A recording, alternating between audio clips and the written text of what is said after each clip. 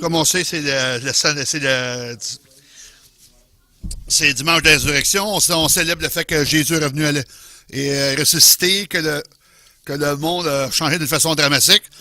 Puis notre calendrier, ça retourne on retourne dans les années arrière. Son nom est mentionné à travers le monde. Puis il est tout le temps sur le trône aujourd'hui. C'est ce que je suis venu à réaliser quand j'ai commencé à méditer dans ce sujet-là, cet aspect-là, c'est que il y a 3 jours spécifiques que Jésus a changé le monde, en fait.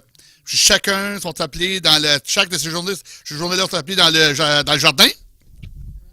Il y en a 3, il y en a 2, mais il y en a 3 que Jésus a changé le monde. Pas juste un, le premier. On sait que le premier jardin, le jardin d'Éden. Genèse 2, 16, 17. L'Éternel Dieu ordonna cet ordre à l'homme. Tu pourras manger de tous les arbres du jardin, mais tu ne mangeras pas de l'arbre de la connaissance du bien et du mal, car le jour où tu n'en mangeras, tu mourras. Dieu a dit clairement à Adam et Ève de ne pas manger l'arbre de la connaissance du bien et du mal. Ben, ils l'ont fait. Puis, il y a eu plusieurs conséquences de ça, là. Qui sont devenus dans le gardien, qui sont devenus sages. Puis, il y en a peut-être 4 d'entre eux autres. Il y a plusieurs conséquences de ça. La rébellion, le commandement de Dieu. La première conséquence, malheureusement, c'était la conséquence de... C'est une malédiction. Genèse 3, 17, 20, il a dit à l'homme, puisque tu as écouté la voix de ta femme, et que tu as mangé de l'arbre au sujet duquel je t'avais donné cet ordre, tu n'en mangeras point, le sol sera maudit à cause de toi. C'est à force de peine que tu t'en tireras ta nourriture de tous les jours de la vie. Il te produira des épines et des ronces, et tu mangeras de l'herbe et des champs. C'est à la sueur de ton visage que tu mangeras du pain jusqu'à ce que tu retournes dans la terre, d'où tu as été pris, car tu es poussière et tu retourneras dans la poussière.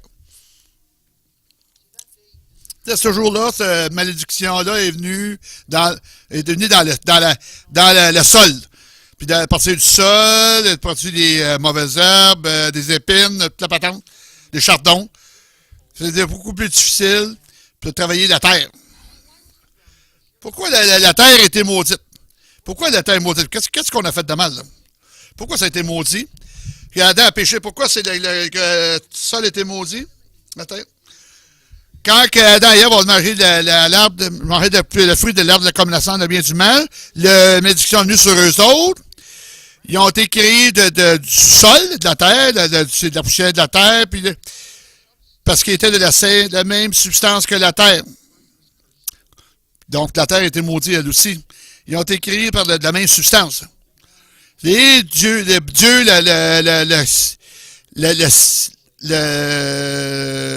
le sol, il commence à pourrir, à décalcifier. Puis la deuxième conséquence, c'est la séparation. Genèse 3, 8, 10. Alors, ils entendirent la voix de l'Éternel, Dieu, qui parcourait le jardin vers le soir. Et l'homme et sa femme se cachèrent loin de la face de l'Éternel Dieu, au milieu des arbres du jardin. Mais l'Éternel Dieu appela l'homme, lui dit, « Où es-tu? » Il répondit, « J'ai entendu ta voix dans le jardin, et j'ai eu peur parce que je me suis nu, je me suis caché. » Quand Adam et Ève ont péché, ils ont senti de la honte. Ils n'ont jamais ressenti de la honte avant ça, puis là, ils ont expérimenté la peur à cause de la condition dans laquelle ils étaient, les conséquences de ce qui pourrait se produire à cause de leur condition de déchue. Ils ont commencé à s'éloigner de Dieu aujourd'hui, même aujourd'hui, dans nos jours, quand il est là honte.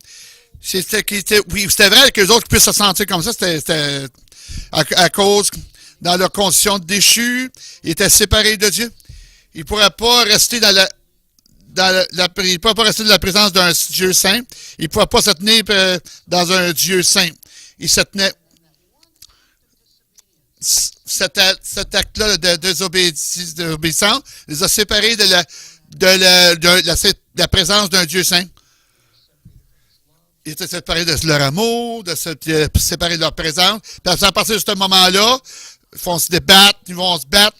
Les hommes se battent, puis avec la honte, puis la peur.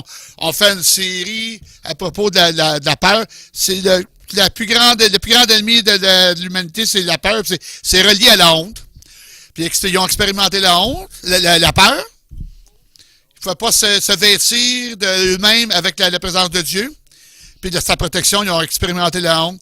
Parce qu'ils rêvent moins de vivre chaque jour, complètement conscients de leur condition, de leur condition déchue.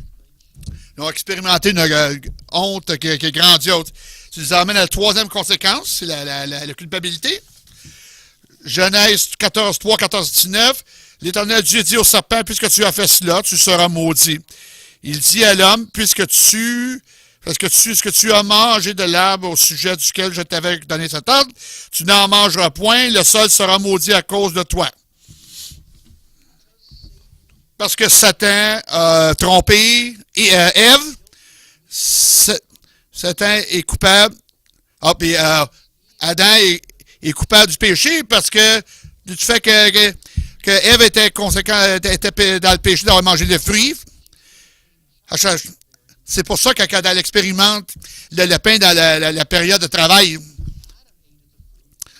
que c'est Adam a mangé de ce fruit, il a souffert les conséquences de son péché, puis chacun qui a travaillé dans la terre, dans le jardin, tout ça, il était coupable de péché, de culpabilité, à cause de le péché est entré dans le monde. À chaque fois qu'on pêche, on expérimente, dans un sens, la culpabilité.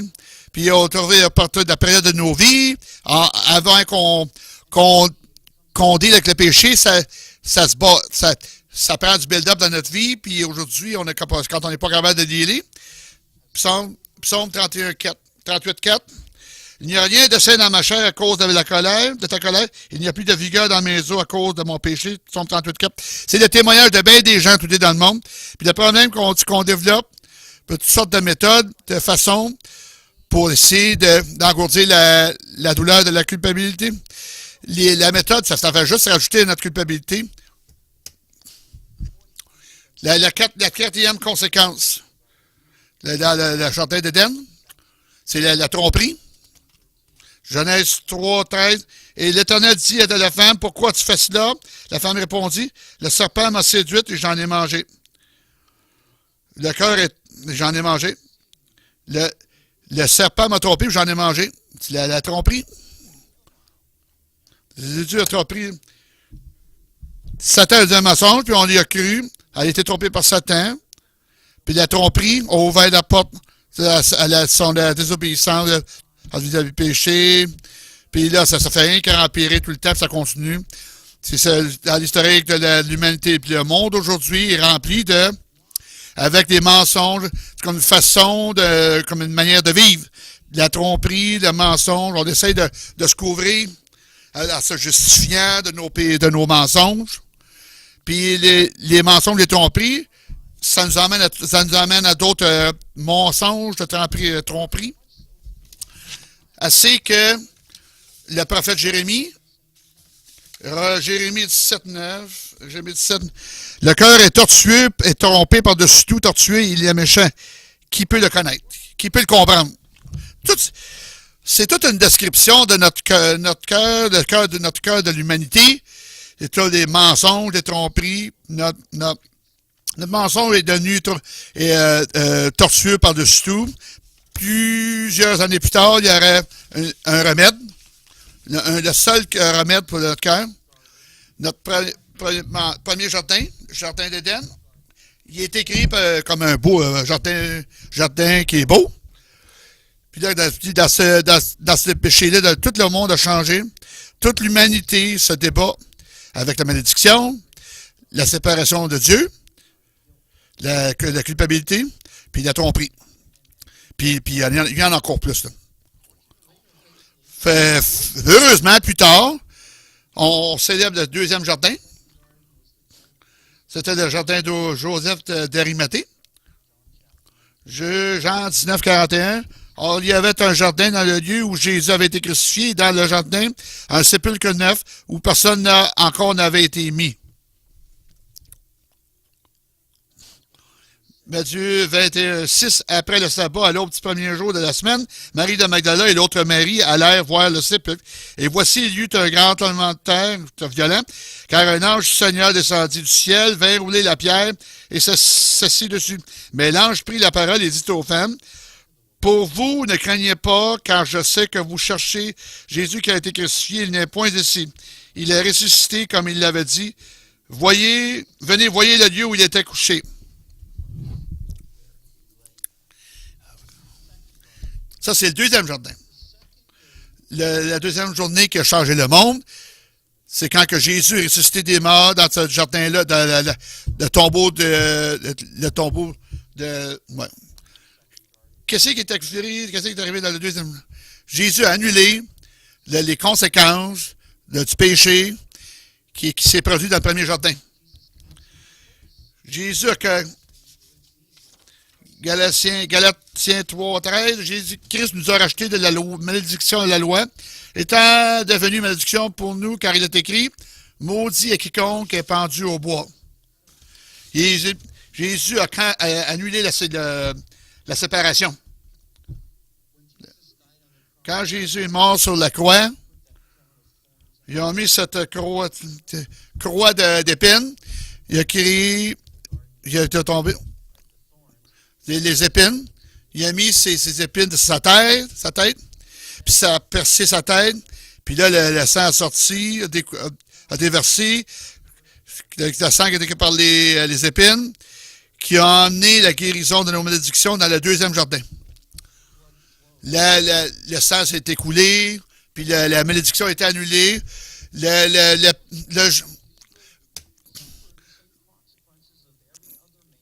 Il souffrirait les conséquences. Il s'attendait complètement. Il a commencé à se décalcifier dans la journée de la résurrection. Quand Marie a acheté des épices pour mettre pour l'enterrement, il a commencé à pourrir, puis il a commencé à sentir. Puis c'était pour prolonger la mémoire de Jésus qui est mort. Quand il est revenu, il n'y a personne qui était là. Le tombeau le cercueil était vide, parce que la malédiction de la mort, puis quand il a pourri, a été annulée. La deuxième chose qui s'est produite, Jésus a annulé la séparation. Matthieu 28, 8 a dit. Elle s'éloignait promptement du sépulcre, avec crainte et avec une grande joie. Il courut porter la nouvelle aux disciples. Et voici, Jésus vint à leur rencontre. Jésus dit, je vous salue. Elle s'approchait pour saisir ses pieds, et elle se prosternait devant lui. Alors Jésus leur dit, ne craignez pas, allez dire à mes frères de se rendre en Galilée, et c'est là qu'ils me verront. Qu'est-ce qui se passe? Jésus était comme une personne ressuscitée, un corps glorifié. Il a porté visiblement dans son corps la présence manifeste de Dieu. Jésus a amené la présence de Dieu à l'humanité. Ils ont porté la présence de Dieu dans le jardin. Jésus a ramené la présence de Dieu à l'humanité. Il a été capable, de les accueillir chaudement, les femmes, puis les disciples, dans son corps nouvellement manifesté, qui était rempli de la présence véritable de Dieu. Puis désormais plus de... Je vais le dire à mes frères, puis ils vont me voir. Ils vont voir la présence de Dieu sur moi. Quand on va se rencontrer encore, il n'y avait pas moins d'avoir la peur de la présence de Dieu. La présence de Dieu. Il n'y a plus moins d'avoir peur de la présence de Dieu. Parce que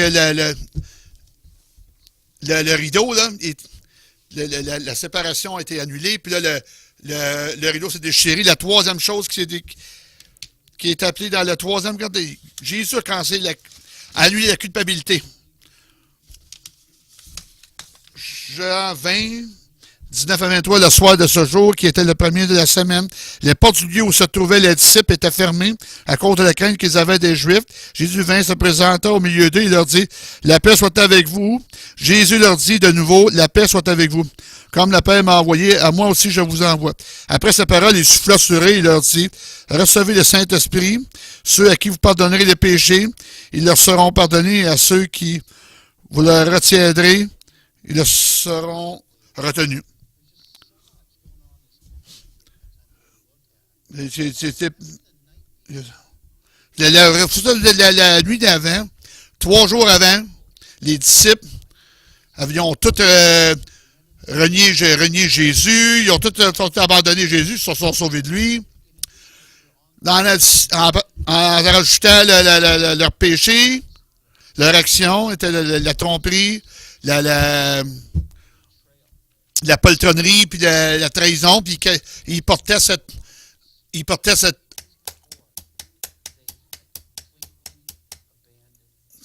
ils ont complètement abandonné Jésus. 3 jours avant. Ils ont porté ça. Ils étaient dans la chambre haute.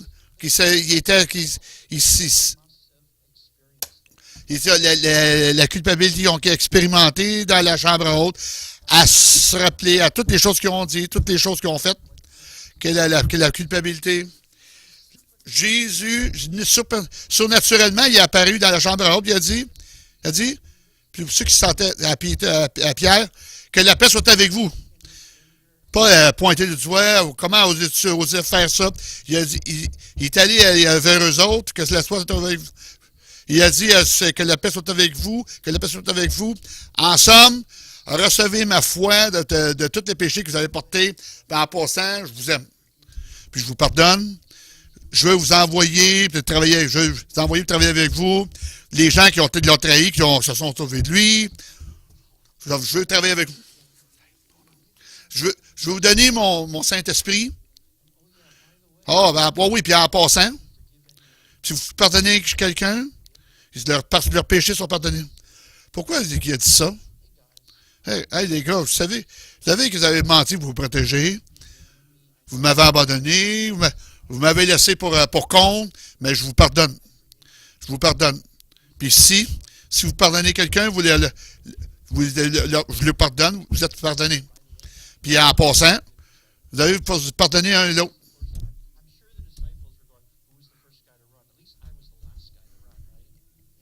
Je ne suis pas sûr de... Si vous pardonnez quelqu'un, en incluant chacun d'entre vous autres, vous êtes pardonné. J'ai dealé avec le péché, j'ai annulé la culpabilité, vous êtes free, vous êtes libre de me servir, vous êtes libre de la culpabilité. Une dernière chose, dans le jardin, Jésus a annulé la tromperie. Marc 16, 9, Jésus étant ressuscité le matin du premier jour de la semaine, apparut d'abord à Marie de Magdala. C'est assez intéressant de voir que dans le jardin, Satan a apparu complètement, premièrement pour une femme, pour leur raconter le mensonge. Puis dans le deuxième jardin, il a apparu à 2 femmes pour leur dire la vérité. Jésus a apparu dans le deuxième jardin. Satan a apparu à Ève dans le jardin, dans le premier jardin, puis il a dit un mensonge. Puis il l'a trompé, puis il l'a mis sous un joug. Quand Jésus a apparu dans le deuxième jardin, les 2 premières femmes, il leur a dit la vérité, puis ça les a libérées. Puis là, il a dit, allez à mes disciples, dites-leur la vérité aussi que je suis ressuscité. Jésus a annulé le mensonge. C'est quoi le mensonge? Que Satan était, que le BT était. Vous pouvez être Dieu comme Dieu est un Dieu. Ça, c'est le mensonge de Satan. Puis au lieu de ça, Jésus nous a donné la vérité, qu'on peut être pardonné, puis qu'être enrobé du manteau de la présence de Dieu, puis qu'on est des enfants de Dieu, puis chaque jour on peut vivre. Pas devenir comme Dieu. Vivre chacun de nos jours avec Dieu, désormais plus jamais séparés, plus jamais se débarrasser de le péché, mais libre, comme des enfants de Dieu, libres du péché. Dans le deuxième jardin, dans ce deuxième jardin, ça ne pouvait pas se comparer à la beauté du premier jardin. Le premier jardin était beau, le deuxième jardin, c'était juste un jardin fait à main d'homme. Ça ne peut pas se comparer au premier jardin. Quand Jésus est ressuscité des morts, dans le deuxième jardin, encore là, le monde a changé. Là. Toute l'humanité a été donnée la promesse, la liberté de la malédiction, la liberté de la culpabilité, de tromperie. Le problème, il y a un troisième jardin. C'est le troisième jardin qui détermine si on va continuer à vivre sous le joug de ce monde-là déchu ou dans la liberté d'un monde libéré. Il y a un troisième jardin. C'est quoi le deuxième jardin? C'est le jardin de notre cœur. Le psaume de ça. Tu es un jardin fermé, ma sœur, ma fiancée, une source fermée, une fontaine scellée.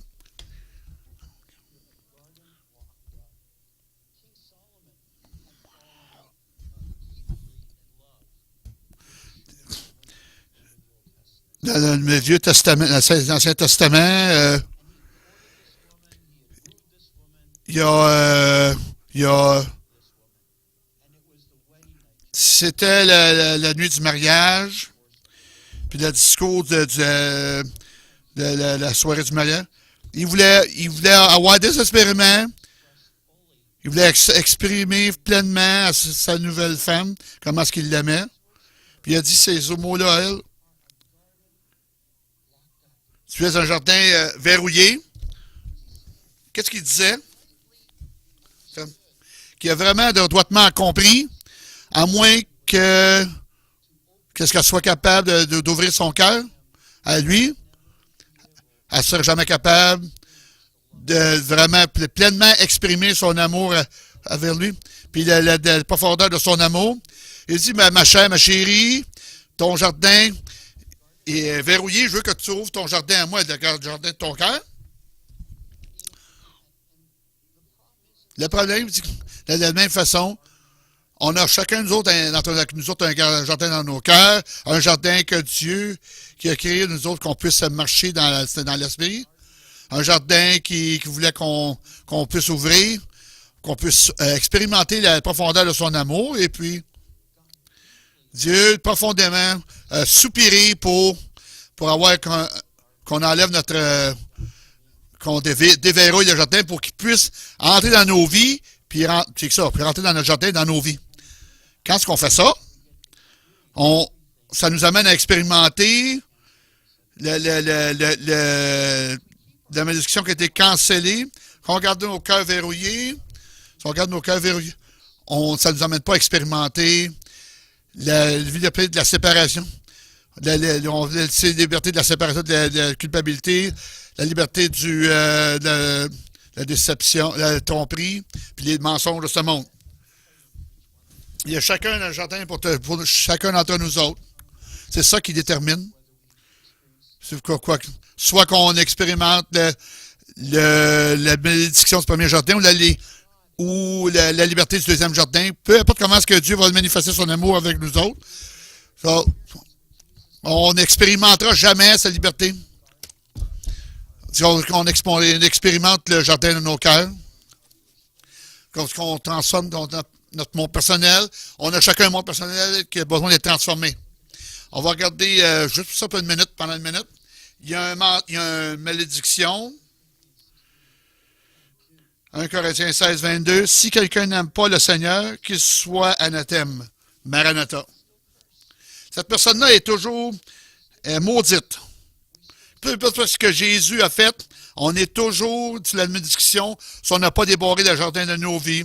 Si on n'ouvre pas le jardin de nos vies, le jardin de nos âmes, on demeure sous la malédiction du premier jardin. La séparation. 1 Ephésiens 4, 18.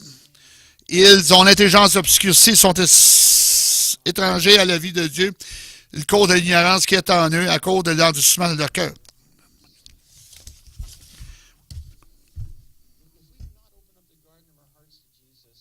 Si on n'ouvre pas le jardin de Jésus, on va continuer à vivre dans cette séparation, on va être séparé de Dieu. La troisième chose, juste laisse-moi parler de ça pour une seconde. 2 Corinthiens 3,16. Mais lorsque les cœurs se convertissent au Seigneur, le voile est ôté. On ouvre nos cœurs à Dieu, le voile est levé, puis on est dans la présence de Dieu. La troisième, le Hébreux 10, 22, approchons-nous avec un cœur sincère, dans la plénitude de la foi, des cœurs purifiés d'une mauvaise conscience. Libérés d'une mauvaise conscience, de culpabilité. Si on n'ouvre pas la journée de nos cœurs à Jésus, l'amoureux de nos cœurs, on ne sera jamais capable de s'approcher de Dieu. On sera capable d'expérimenter la joie, avoir nos cœurs purifiés, avoir nos cœurs purifiés de la culpabilité. Il a déjà renversé la malédiction, il a déjà annulé, mais ces choses-là, pour les expérimenter, il faut qu'on ouvre le jardin de nos cœurs. La quatrième chose. Ne vous y trompez pas, mes frères bien-aimés. Toute grâce excellente et tout don parfait descend du Père de lumière, chez lequel il n'y a ni changement ni ombre de variation. Il nous a engendrés selon sa volonté par la parole de vérité. C'est ça. Si on n'ouvre pas la de nos cœurs, de l'âme, on va toujours être trompé par les mensonges de ce monde. On se ramasse à croire, à essayer de faire des bonnes choses. Si on fait assez des bonnes choses, si on ramasse des bonnes choses, puis là, on va se conformer au pattern de ce monde-là, puis on va être correct. Plutôt que de recevoir la vérité qui vient d'en haut, puis la vérité qui vient d'en haut, c'est la seule vérité qui est capable de nous transformer. On rejette les mensonges de ce monde, on ouvre nos chantiers de nos cœurs, on reçoit la vérité, puis là, on reçoit la vérité, la libération des tromperies. Dans le premier jardin, souvenez-vous, dans le premier jardin, le monde complet a été changé, transformé. Puis ils ont expérimenté la malédiction, ils ont expérimenté la séparation, ils ont expérimenté la culpabilité, ils ont expérimenté la tromperie, puis il y en a encore plus, là.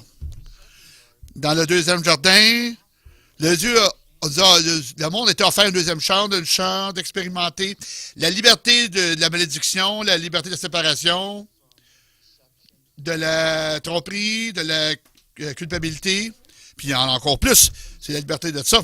Puis c'est seulement ce qui est arrivé dans le deuxième jardin qui a déterminé ce qui se produit dans nos vies. C'est seulement ce qui est arrivé dans le jardin de nos cœurs qui va déterminer si on expérimente la liberté que Jésus est venu nous donner. C'est ça qui est arrivé dans ce jardin-là. C'est l'équipe de louange, si vous voulez vous tenir prête.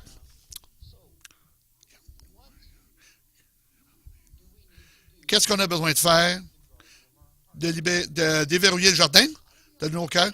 Comment est-ce qu'on déverrouille le jardin de nos cœurs pour que Jésus puisse entrer et changer nos cœurs, changer, puis donner notre liberté qu'on a besoin? Je dis toujours aux gens, c'est easy, c'est facile, A, B, C, D. Là. Comment est-ce que je deviens agent à Christ, que je déverrouille le jardin de mon cœur? J'admets cette vérité-là que Jésus est en effet la seule voie vers le salut et que nos cœurs sont complètement perdus sans lui. Jésus, c'est le seul chemin vers le salut. C'est seulement lui qui peut déverrouiller le jardin de nos cœurs pour nous libérer. B. Croyez que Jésus est mort sur la croix pour nos péchés et est ressuscité. L'entre les morts pour notre liberté. C'est confesser Jésus comme notre Seigneur et Sauveur personnel, le nouveau leader de nos vies.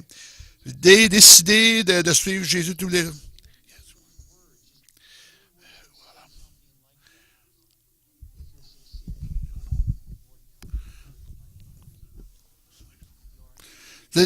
Si c'est le maître du jardin de nos vies, quand mon cœur est perdu sans toi.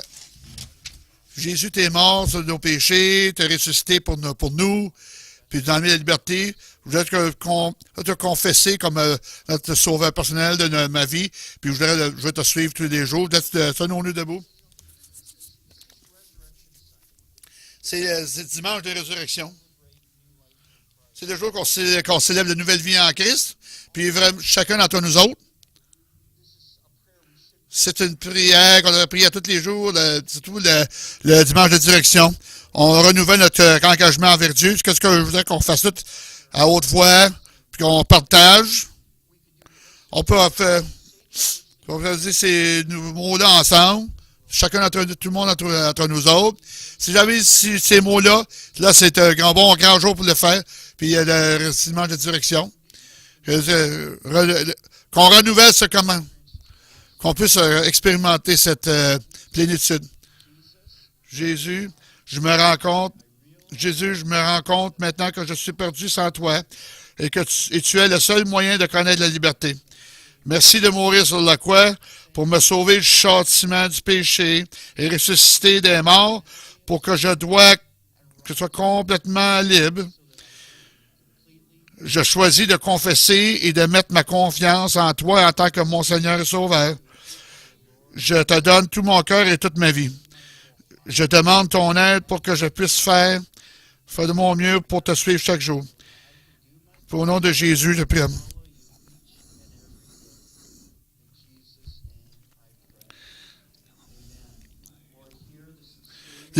Entends la sincérité de nos cœurs, donne-nous la nouvelle vie, puis renouvelle notre nouvelle vie dans nos vies chaque jour. Dans le dimanche de résurrection, dans le nom de Jésus, amen.